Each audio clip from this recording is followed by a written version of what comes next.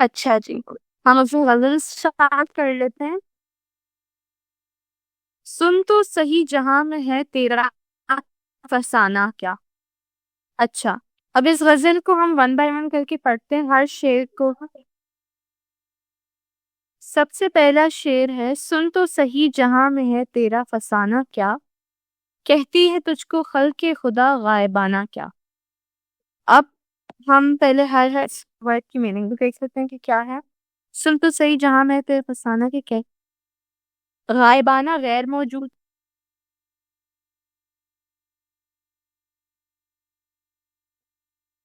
اور سن تو صحیح، ہاں بس اس میں یہی ایک ڈیفیکلٹ ورڈ ہے. اچھا، اس شعر میں شاعر مخاطب سے کہتے ہیں، مطلب شاعر جو ہے نا بات کر رہے ہو، کوئی مخاطب جس سے بات کی جا رہی ہے اس سے کہتے ہیں کہ ذرا توجہ سے سنو کہ دنیا میں تمہارے بارے میں کیا کہانیاں مشہور ہیں. شاعر یہ جاننا چاہتے ہیں کہ لوگوں کی نظر میں تمہاری کیا حیثیت ہے، اور جب تم موجود نہیں ہوتے ہو تو عوام تمہارے بارے میں کیا رائے قائم کرتی ہے. سن تو صحیح جہاں میں ہے تیرا فسانہ کیا.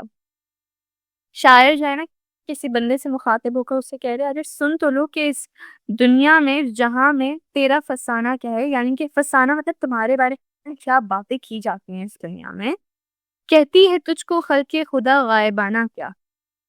یہ شعر اس بات کی طرف اشارہ کرتا ہے. اچھا،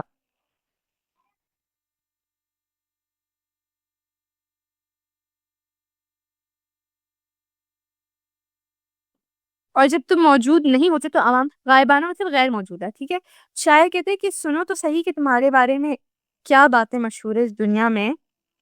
پہلے تو تم اس بات کا پتہ کرو کہ لوگ تمہارے بارے میں بات کیا کہتے ہیں. غائبانہ جب تم موجود نہیں ہوتے تو لوگ تمہارے بارے میں کیا کیا باتیں کرتے ہیں. یہ شعر اس بات کی طرف اشارہ کر رہا ہے اصل میں کہ انسان اصل کردار وہ ہوتا ہے جو لوگ اس کی غیر موجودگی میں اس کے بارے میں بات کرتے ہیں. اور سب سے امپورٹنٹ بات، ہم نے اس چیپٹر کی گرین ٹیسٹ کا جو پریکٹس ٹیسٹ ہے اس کا لنک ہم نے ڈسکرپشن میں ڈال دیا ہے. آپ ڈسکرپشن میں جا کر یہ اوپر پہلا لنک ہے پریکٹس گرین ٹیسٹ کو، یہاں پہ جائیں اور سالو کریں اور پریکٹس کریں. یہاں سے آپ نے اگر پریکٹس کر لی آپ کے ایگزامس کے اندر MCQs کے اندر 100% مارکس گارنٹیڈ ہے. اس کے علاوہ اگر آپ کو ہمارے فری نوٹس چاہیے، lecture, guest papers, model papers چاہیے تو اس پہلی والی لنک پہ کلک کر کے آپ ہمارے چینل کو جوائن ہو جائیں، اور دوسری والی لنک کو کلک کر کے آپ ہمارا واٹس ایپ گروپ ہے امپورٹنٹ پریمیم اس کو جوائن ہو جائیں. ٹھیک ہے، اگر آپ کو ٹیوشنز وغیرہ کے اندر انرول ہونا ہے، کوئی ڈاؤٹ ہے تو یہ ہمارا واٹس ایپ نمبر، اس پہ کلک کریں گے آپ ڈائریکٹ واٹس ایپ پہ چلے جائیں گے، اور تمام بکس کے PDF اس والے یہاں پر آخری والے آپ کے پاس گیون ہے. آپ یہاں سے کوئی بھی بک اٹھا سکتے ہیں آپ کی جو مرضی چاہے، ساری کی ساری کلاسز کا. اس کے ساتھ ساتھ آپ سے ریکویسٹ ہے آپ چینل کو سبسکرائب اور ویڈیو کو لائک بھی کرتے ہیں. جب تم غائب نہیں ہوتے تب لوگ تمہارے بارے میں کیا بات کرتے ہیں. اصل میں تو اس چیز کی اہمیت ہے. منہ پہ تو سب آپ کی اچھائی بیان کرتے ہیں لیکن اصل میں وہی بات، جو باتیں آپ کے پیٹھ پیچھے کہی جاتی، جو غیر موجودگی میں کہی جاتی ہیں، انہی کی اصل میں ویلیو ہوتی ہے. ٹھیک ہے، تیرے زمین سے آتا ہے جو گل سو زر بکف، قارون نے رستے میں لٹایا خزانہ کیا. اچھا، قارون کون تھا؟ قارون جو ہے نا ایک بنی اسرائیل کا ایک حکمران کہا جا سکتا ہے. اس سے بہت زیادہ امیر آدمی تھا، بہت زیادہ امیر آدمی تھا. اتنا امیر تھا، اس کے پاس اتنے خزانے تھے، اتنے محل تھے کہ اس کے خزانوں کی چابیاں اونٹوں پر لائی جاتی تھی. یعنی اتنی ساری چابیاں ہوتی تھی اس کے خزانے میں کہ کوئی عام آدمی تو اس کو اٹھا ہی نہیں سکتا تھا. اونٹوں پر باقاعدہ لوڈ کر کے لائی جاتی تھی اس سے خزانے کی چابیاں. تو سوچے خزانہ کتنا زیادہ ہوگا اس آدمی کا. اچھا، اب اس میں شاعر کہتے ہیں کہ جو آگ یا حرارت زمین کے اندر، بلکہ رکے. اس شعر میں شاعر جو ہے نا اصل میں دولت کی اصل حقیقت اور اس کے انجام کو بیان کر رہے ہیں. شاعر کہتے ہیں کہ جو دولت زمین کے نیچے سے نکلتی ہے، یعنی کہ سونا، چاندی، یہ جتنے بھی زمین کے اندر سے نکلنے والی دھاتیں ہیں نا، اب آپ لوگوں کو پتا ہوگا جو آئرن، کاپر، میٹل، یہ گولڈ، سلور، یہ سب جو ہے نا زمین کے اندر سے نکالی جاتی. کوئلہ، ڈائمنڈز، یہ سب جو ہے نا انسان نہیں بناتے، یہ اللہ تعالیٰ نے بنائی ہوئی ہے، زمینوں کے اندر رکھی ہوئی ہیں. اس کو نکالتے ہیں، ہم پیوریفائی کرتے ہیں، استعمال کرتے ہیں۔ تو شاعر کہہ رہے ہیں زیر زمین سے آتا ہے جو گل سو زر بکف۔ تو شاعر کہتے ہیں جو زمین کے نیچے سے جو آتا ہے نا یہ سارا گل سوز جلانے والی آگ اور بکف ہاتھ ہیں، یہ جو ہم جلا کر جو ہمارے ہاتھوں میں سونا اور خزانہ آتا ہے بظاہر چمکدار اور قیمتی تو ہوتے ہیں، مگر دراصل وہ انسان کے لیے جلانے والی آگ بن جاتی ہے،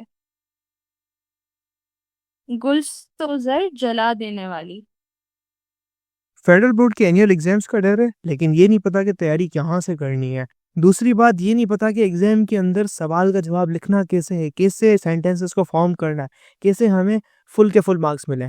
تو بھائی گھبرانا کس بات سے، ہماری بیچ اسی پرابلم کو تو سالو کرنے آئی ہے، تو آپ بھی ہمارے بچوں کی طرح 97.8% لا سکتے ہو، 98.27% لا سکتے ہو، فاطمہ کی طرح اگلی فاطمہ آپ بن سکتے ہو، آپ 505 مارکس لے سکتے ہو آؤٹ آف 520۔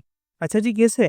ہم آپ کو سکھاتے ہیں کہ ایگزام کے اندر لکھنا کیسے ہوتا ہے، گرینڈ ٹیسٹ پرووائڈ کرتے ہیں۔ دیکھیں جی ہمارے پاس ہے پاکستان کی one of the best faculty, آپ کوئی بھی سبجیکٹ لینا چاہیں، آپ کا جو دل کرے آپ سارے سبجیکٹس لیں، صرف اور صرف 3,000 روپے میں پورے سال میں۔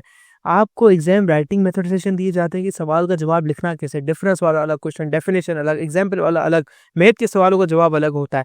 آپ کو ٹاپر بچوں کے نوٹس دیے جاتے ہیں، آپ کو فل بک کے notes, question answers, live classes کے اندر کون سے پڑھایا جاتا ہے آپ کو، اور ان کی ریکارڈنگز بھی دی جاتی ہیں۔ بھیا اور کیا چاہیے؟ اچھا اور مزے کی بات، گرینڈ ٹیسٹ سے ہمارا سمجھو پیپر لگتا ہے، یہ ہمارا کیمسٹری کا گرینڈ ٹیسٹ، اس کا سوال نمبر تم نوٹ کرو یہ۔ تو بھیا اس گرینڈ ٹیسٹ میں سے آپ کے 3 سوال لگے ہیں کلاس 9 کے کیمسٹری کے پیپر میں، اس سال جو نئے سلیبس سے ہوا تھا 2025 کے اندر گریڈ 9 کا۔ تو اتنے امپورٹنٹ ہمارے گرینڈ ٹیسٹ ہوتے ہیں، سارے آپ کو دیے جاتے ہیں۔ تو بھیا دیر کس بات کی، اس نمبر پہ کانٹیکٹ کریں اور ابھی رجسٹر کروائیں۔ کف کا مطلب ہے ہاتھ میں۔ شاعر کہتے ہیں جو ہمارے ہاتھ میں جو یہ زیر زمین سے نکلا ہوا جو خزانہ آتا ہے، اصل میں وہ ہمارے ہاتھ جلا دینے والا خزانہ ہے۔ کیوں ہاتھ جلا دینے والا خزانہ ہے؟ کیونکہ یہ جتنی بھی دولت انسان کے پاس آ جاتی ہے نا تو انسان مغرور ہونے لگ جاتا ہے، اور وہ جو مغرور لوگ ہوتے ہیں وہ اللہ تعالیٰ سے دور اور جہنم کے قریب ہوتے ہیں۔ تو شاعر کہتے ہیں جو جتنے بھی ہمارے پاس دولتیں اور خزانے ہیں جو زمین کے نیچے سے ہمارے پاس نکل کے آ رہے ہیں، اصل میں وہ انسان کے لیے جلا دینے والی آگ بن جاتی ہے واقعی۔ پھر ہے قارون نے رستے میں لٹایا خزانہ کیا۔ پھر شاعر کہتے ہیں کہ مثال دیتے ہیں قارون کی۔ قارون وہ بادشاہ ہے جو ایک بنی اسرائیل کا غیر مسلم بادشاہ تھا، جو اللہ پر ایمان نہیں رکھتا تھا اور جو بہت مغرور تھا، جس کو اپنے پیسے کا بہت غرور تھا، اور جو کہتا تھا کہ کوئی خدا وغیرہ نہیں ہوتا، جو بھی ہے وہی ہے، اسی کے پاس ساری طاقت ہے۔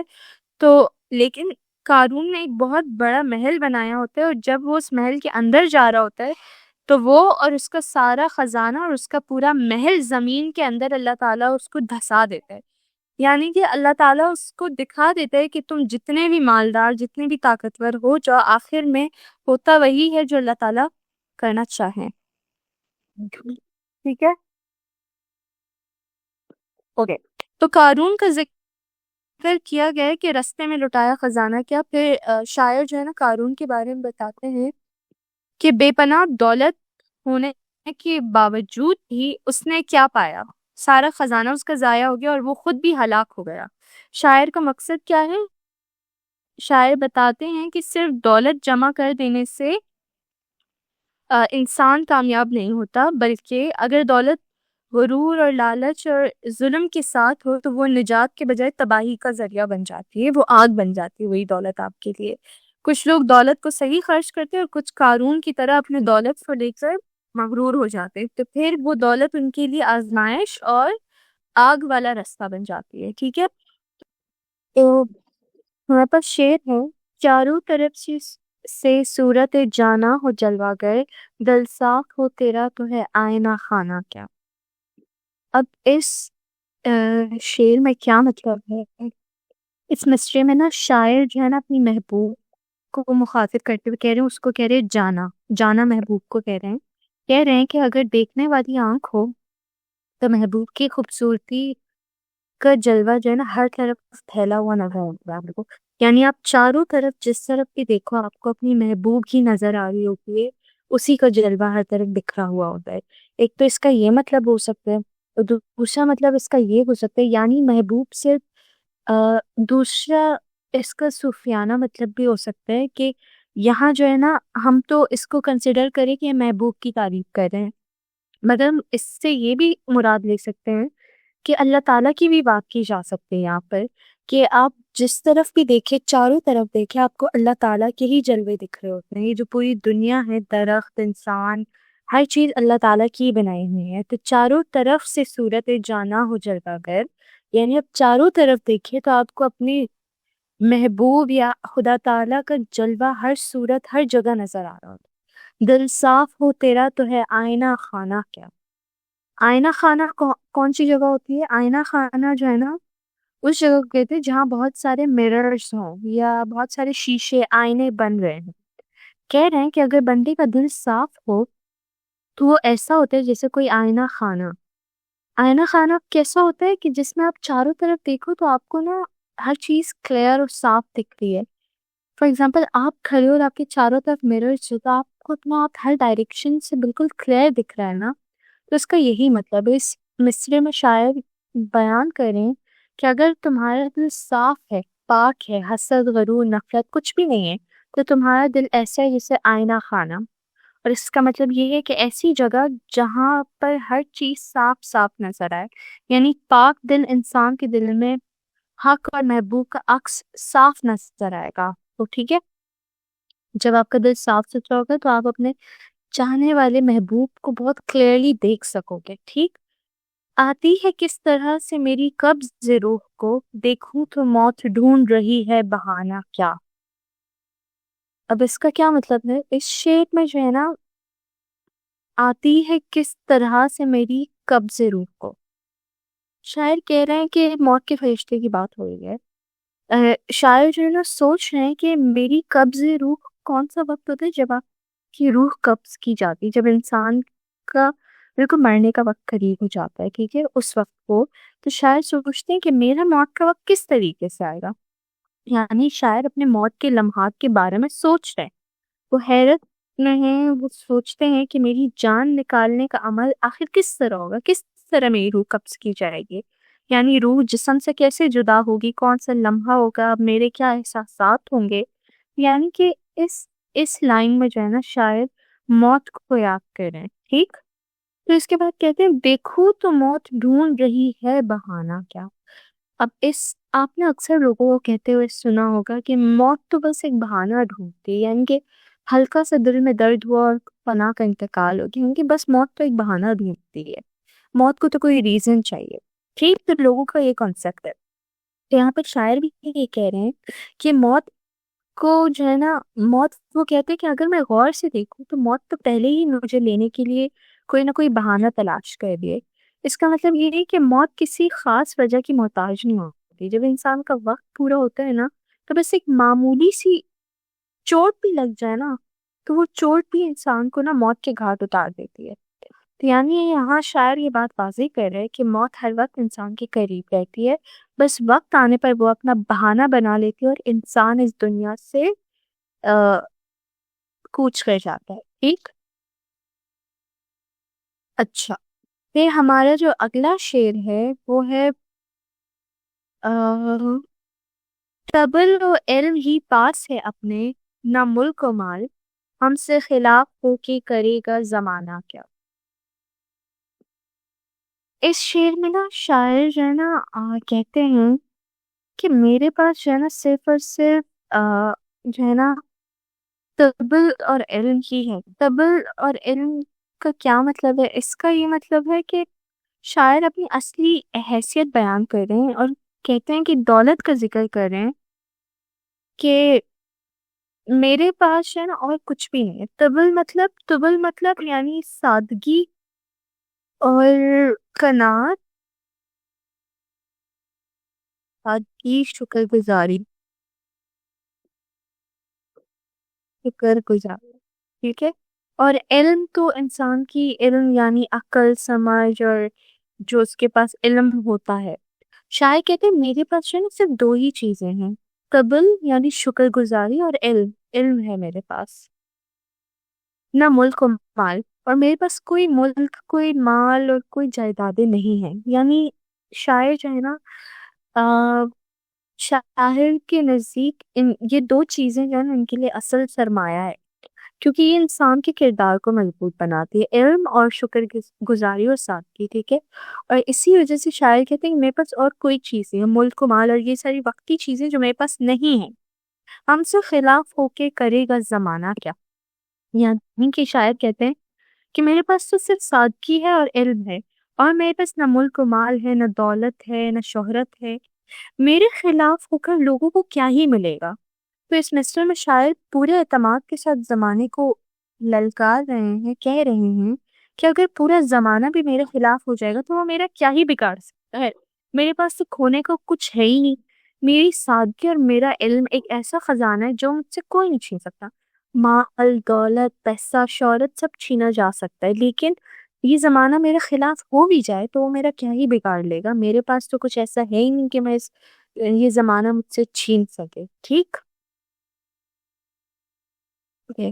یوں مدعی حسد سے نہ دے داد تو نہ دے، آتش غزل یہ تو نے کہی عاشقانہ کیا. اب اس میں شاعر کہتے ہیں کہ شاعر کہتے ہیں کہ مدعی آپ کہہ سکتے ہو کہ کوئی دعویٰ کرنے والا یا کوئی مخالف آپ کا ہو. ٹھیک ہے، مدعی مخالف.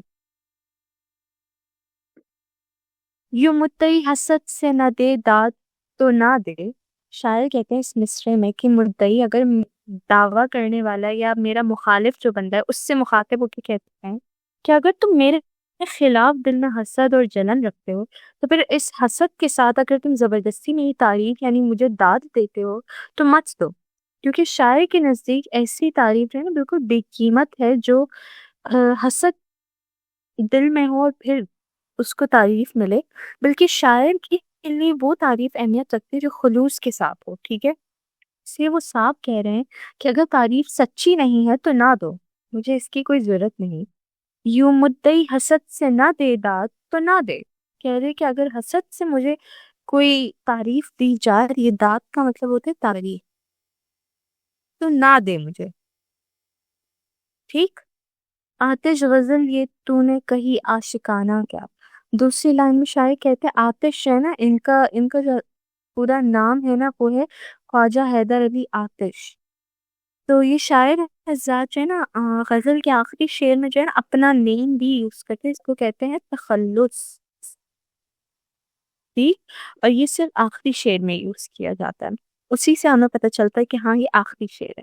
تو پھر شاعر کہہ رہے ہیں کہ میرا انداز جو ہے نا شعر لکھنے کا ہے ہی ایسا عاشقانہ انداز، جذباتی انداز، کہ اگر کوئی مجھے تعریف کرے یا نہ کرے، مجھے پتا ہے کہ مطلب میرا یہ جو لکھنے کا انداز ہے وہ کسی تعریف کا محتاج نہیں ہے. ٹھیک ہے، شاعر خود ہی اپنی تعریف کریں کہ تو نے کہی عاشقانہ کیا. اپنی غزل کی خود ہی بتا رہے ہیں کہ کیا عاشقانہ غزل، کیا جذباتی غزل لکھی ہے جس میں آپ جو ہے نا اپنے محبوب کو سرا رہے ہو یا اللہ تعالیٰ کو سوچ رہے ہو، جو بھی کر رہے ہو تو آپ نے کھل کے احساسات اپنے دکھائیں گے. ٹھیک. خواجہ حیدر علی آتش کا تھوڑا سا انٹروڈکشن دیکھ لیتے ہیں. ان کا اصل نام حیدر علی ہے اور تخلص آتش تھا. ٹھیک. آپ کے آباء و اجداد کا تعلق دلی سے تھا. معاشی اور سیاسی حالات کے مخدوش ہونے کے باعث انہوں نے دلی سے فیض آباد کو سفر کیا. یعنی کہ مالی حالات ٹھیک نہیں تھی تو انہوں نے دوسرے شہر سفر کیا، پھر وہاں اپنا ٹھکانہ ڈھونڈا اور وہیں پر رہنا. شجاع الدولہ کی حکومت کا زمانہ تھا اور امن و امان و خوشحالی تھی اس دور میں وہاں پر. ٹھیک. صحیح. تو پھر جو ہے نا شاعر کہتے ہیں کہ نو طرز مرثا اور دبستان لکھنؤ کے نمائندہ شاعر حیدر علی آتش کی پیدائش یہی فیض آباد میں ہوں. کہ میں جو شاعر ہیں ان کی پیدائش یہی پر ہوئی جہاں انہوں نے فیض آباد انہوں نے مائگریٹ کیا، تو یہاں ان کی پیدائش ہوئی اور خود ہی انہوں نے عربی فارسی جیسی زبانیں سیکھی اور شاعرانہ قابلیت ان میں تھی تو انہوں نے شاعری کی طرف قدم بڑھایا اور بہت نام کمایا. ٹھیک ہے. نواب مرزا محمد تقی خان کے ہاں لکھنؤ میں ملازمت اختیار کی اور غلام ہمدانی سے شاعری میں اصلاح لینے لگے. غلام ہمدانی سے شاعری میں مشورے لینے لگے. اگرچہ حیدر علی آتش کی طبیعت میں شوردیدہ سری کا عنصر شامل تھا، لیکن فطرتاً درویش صفت اور قناعت پسند انسان تھے. امام بخش ناصر سے معاصرانہ چشمت تھی. اچھا، اب اس میں کیا کہہ رہے ہیں کہ شاعر کی جو اپنی ان کی جو شاعری تھی نا، اس میں کافی جذباتی پنے کا اظہار ہو رہا ہے، لیکن اصل میں جو ہے نا ان کی نیچر ایسی تھی کہ بہت درویش قسم کے آدمی، یعنی شکر گزار اور قناعت پسند انسان تھے. ٹھیک. اور حیدر علی آتش کی شاعری کا یہ کمال ہے کہ اس میں دلی اور لکھنؤ دونوں دبستانوں کا رنگ جھلکتا ہے. یعنی کہ ان کی شاعری پڑھنے سے آپ کو دلی اور لکھنؤ دونوں کا ٹچ محسوس ہوتا ہے. ٹھیک ہے. آتش بھی اپنے ہم اثر شاعروں کی مانند شاعری کو شاعرانہ ثنائی، سرسرہ کاری اور الفاظ کی نگینہ کا نام دیتے تھے. اچھا، یہ کوئی امپورٹنٹ بات نہیں ہے آپ کے کلام میں اچھا یہ امپورٹنٹ بات ہے کہ ان کا کلام اصل میں ہے کیا. ان کے کلام میں فقر و غنا، تصوف، دنیا کی بے ثباتی اور درویشانہ مضامین کی جھلک نمایاں ہے. اس کا کیا مطلب ہے؟ اس کا یہ مطلب ہے کہ ان کی جو پوئٹری ہے، ان کی جو شاعری ہے، اس میں فقر و غنا یعنی سوچنا اور چیزوں پہ غور کرنا، اور قناعت یعنی کہ جیسے ابھی انہوں نے اپنی شاعری میں بولا کہ میرے پاس مال و اسباب کوئی بھی چیزیں نہیں ہیں، یعنی کہ عاجزی دکھاتے. تصوف یعنی کہ ان کا جو ہے نا اللہ تعالیٰ پر ایمان، اللہ سے محبت یہ شو کرواتے. دنیا کی بے ثباتی ہے، دنیا فنا ہے، دنیا نے ختم ہو جانا ہے. یہ جو ہے نا یہ ٹاپکس ان کی شاعری میں صاف نظر آ رہے ہیں. اچھا، کثیر الانتخابی سوالات کے درست جواب دیں، یعنی کہ ملٹیپل چوائس کوشچنز ہیں. اچھا، بدیع کے کیا معنی ہیں؟ ہم نے اوپر جو ہے نا میں نے آپ لوگوں کو کچھ ڈیفینیشنز وغیرہ کروائی تھی، میں نے آپ سے کہا تھا ریوائز کی کرنا، تو اس میں ساری ڈیفینیشنز ہیں اور اس میں سے بھی جو ہے نا MCQs بنتے ہیں. آپ کو ان کو بھی اچھے سے انڈرسٹینڈ کرنا ہے. ٹھیک ہے. تو اسی میں سے MCQ بنا ہے کہ بدیع کے کیا معنی ہے. تو بدیع کے معنی ہے انوکھا. ابن مریم ہوا کرے میرے دکھ کی دوا کرے کوئی. اس شعر میں کون سی صنعت استعمال ہوئی، یعنی اس شعر میں کون سی پراپرٹی جو ہم نے اوپر ڈیفینیشنز پڑھی تھی ان میں سے کون سی پراپرٹی اس شعر میں لگتی ہے. تو اس میں نا تکرار لگ رہا ہے. تکرار کے مطلب ہم نے پڑھا تھا کہ تکرار کی ڈیفینیشن یہ تھی کہ اگر ایک ہی شعر میں آپ کو بار بار ریپیٹنگ ورڈز ملے نا تو اس کو تکرار کہتے ہیں، صنعت تکرار. اب اس میں دیکھیے ابن مریم ہوا کرے کوئی میرے دکھ کی دوا کرے کوئی، یہ کرے کوئی اور کرے کوئی یہ دونوں سیم ہے نا، تو یہ صنعت تکرار ہے. تضاد کس زبان کا لفظ ہے؟ عربی زبان کا لفظ ہے. کلام میں ایک لفظ یا الفاظ کو بار بار استعمال کرنا کون سی صفت ہے؟ تکرار. میں نے ابھی آپ کو بتایا کہ ایک لفظ بار بار ریپیٹ ہو تو اس کو تکرار کہتے ہیں. درج ذیل میں سے کسی صنف کا ہر شاعر ایک اکائی کی حیثیت، ہر شعر ایک اکائی کی حیثیت. میں نے جو آپ کو غزل کی ڈیفینیشن پڑھائی تھی نا، اس میں یہ تھا کہ غزل کا ہر شعر جو ہے نا ایک اکائی حیثیت رکھتا ہے، یعنی اپنی ایک سیپریٹ حیثیت رکھتا ہے اور کمپلیٹ میننگ ہوتی ہے. غزل کی ہر شعر کو پڑھے کہ اس کا الگ ایک میننگ ہوگا اور الگ ہی اس کی پوری میننگ ہوتی ہے اور الگ امپورٹنس ہوتی ہے. تو غزل کا ایک شعر ایک اکائی کی حیثیت رکھتا ہے. مرثیہ، قصیدہ، شعر، آشوب، یہ ان سب کے جو شعر ہوتے ہیں نا کنیکٹڈ ہوتے ہیں. ہر شعر کا مطلب دوسرے شعر سے کنیکٹڈ ہوتا ہے، مگر غزل میں ایسا نہیں ہوتا. غزل میں ہر شعر کا مطلب جو ہے نا اسی شعر میں محدود رہتا ہے اور اسی میں کمپلیٹ ہوتا ہے. ٹھیک. تو ہمارا یہ لیکچر ہو جاتا ہے یہاں پہ ختم.